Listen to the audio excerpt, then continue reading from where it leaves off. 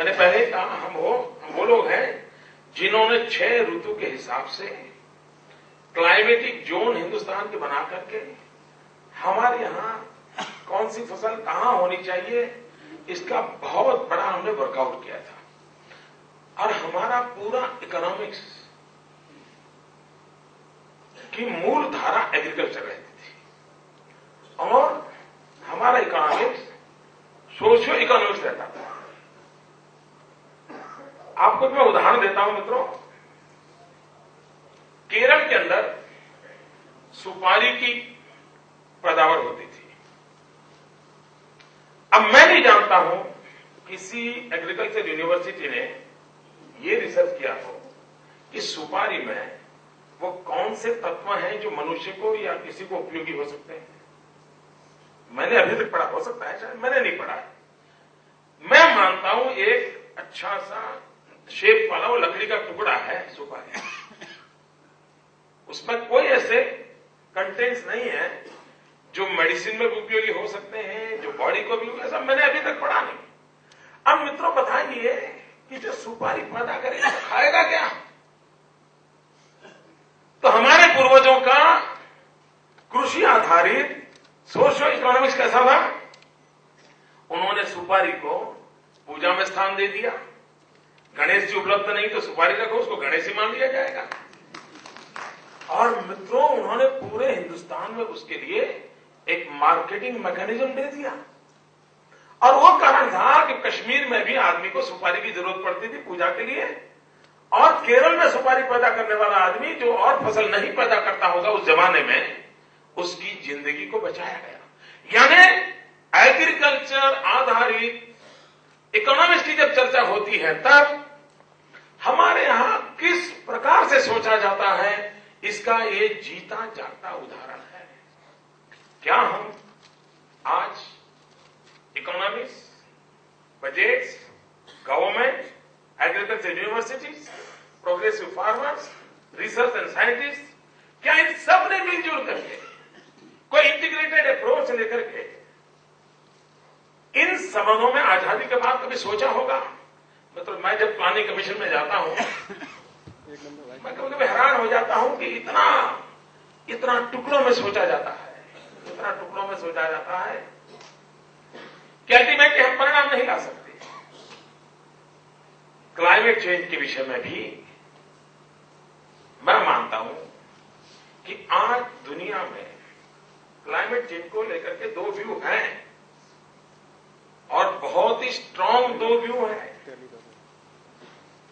एक है जो नोबेल प्राइज की धारा में चल रहे हैं, उनका कहना है कि ये चक्र इतना भयंकर है, इतनी बड़ी आपत्ति आने वाली है, समुद्री किनारे के सारे शहर डूब जाने वाले हैं, बर्फ पिघल जाने वाली है।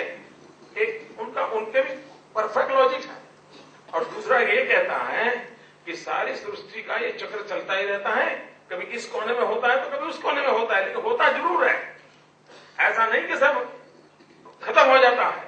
यानी साइकिल चेंज की बात करते हैं, एरिया चेंज की बात करते हैं, ज्योग्राफिकल लोकेशन चेंज की बात करते हैं। कुछ लोग कहना है कि पूरे ब्रह्मांड को ये तकलीफ होने वाली। ये दो व्यू चल रहे हैं और मैं मानता हूं दूसरे व्यू को भी कभी सुनना चाहिए, समझना चाहिए, ताकि हम घबरा न जाए, लोग डर न जाए।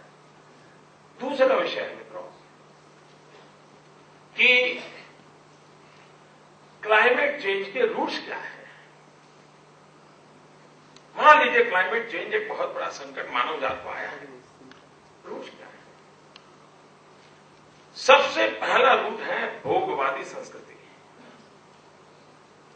मित्रों आज जो पश्चिम की दुनिया कार्बन को लेकर के, क्लाइमेट चेंज को लेकर के सारी दुनिया पर हावी होने का प्रयास कर रही है, लेकिन इतिहास गवाह है कि जो लोग आज दुनिया को एनवायरमेंट सिखा रहे हैं, जो लोग आज दुनिया को एनवायरमेंट के महत्व को समझा रहे हैं, सबसे ज्यादा एनवायरमेंट का नुकसान करने वाली ये धारा है। और इसलिए हमें समझ हमारे पूर्वजों की क्या सोच थी। मित्रों हमारे पूर्वजों ने देखिए कितना बड़ा काम किया था, यानी कितनी महान हम लोगों को विरासत मिली है। जैसे देखिए महान व्यवस्था कैसी थी। बालक को मां बचपन में सिखाती थी कि बेटे बिस्तर पर से तुम जब पैर रखोगे जमीन पर तो पहले ये पृथ्वी तुम्हारी माता है, उसकी क्षमा मांगो, उसके बाद उस पर पैर रखो, उसको पीड़ा होती है। यानी इससे बड़ा एनवायरमेंट का एजुकेशन क्या हो सकता है मित्रों।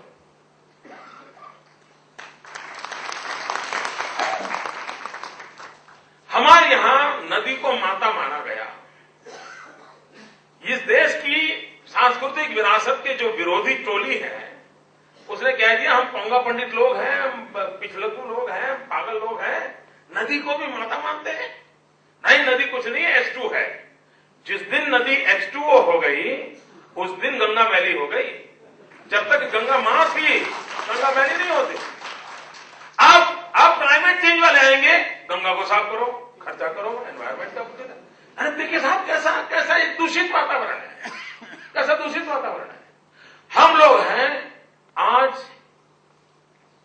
जंगलों की रक्षा के लिए, पेड़ पौधों की रक्षा के लिए सरकारें लगी हुई है साहब। हमारे पूर्वजों ने कहा था, जब जगदीश चंद्र बोस का जन्म भी नहीं हुआ था, हमारे पूर्वजों ने कहा था पौधे में परमात्मा होती है, पौधे में जान होती है, तुम पौधा काट नहीं सकते हो। वृक्ष की पूजा करनी चाहिए, वृक्ष तुम्हारा पिता है। मित्रों कितना सहज रूप से हमारे यहां विश्व की इतनी बड़ी अमानत की ओर हमें ज्ञान दिया गया था। इतना ही नहीं, पूरे ब्रह्मांड को परिवार मानना। मित्रों हमारे पूर्वजों ने हमें जो सिखाया था, महात्मा गांधी भी ट्रस्टीशिप के सिद्धांत की बात करते गए थे। अलग अलग समय में अलग अलग रूप में कहा गया होगा, लेकिन एक बात हमारे यहां डंके की चोट पर कही गई थी और मैं समझता हूं वो एक मंत्र है, वो पूरे जगत को क्लाइमेट के संकट से बचा सकता है। कोई बहुत बड़े चीजों की जरूरत नहीं है। और वो एक मंत्र हमारे पूर्वजों ने हमको दिया था, वो मंत्र ये था, exploitation of the nature is a crime. Exploitation of the nature is a crime. Being a human being, आपको मिल्किंग ऑफ नेचर ही अलाउड है। आप प्रकृति का दोहन कर सकते हैं, आप प्रकृति का शोषण नहीं कर सकते। अगर ये छोटा सा सिद्धांत मानव जात के लिए, अगर इसको एक वैल्यूज के रूप में स्वीकार कर दिया जाए तो जगत में कितना बड़ा बदलाव आएगा। और इसलिए तत्वतः इस सारे संकट को निपटने के लिए हम लोगों की सोच क्या होनी चाहिए, हम लोगों का दायरा क्या होना चाहिए, ये अगर हम कर लेते हैं तो मैं समझता हूं सब हम लोग दुनिया को बता सकते हैं।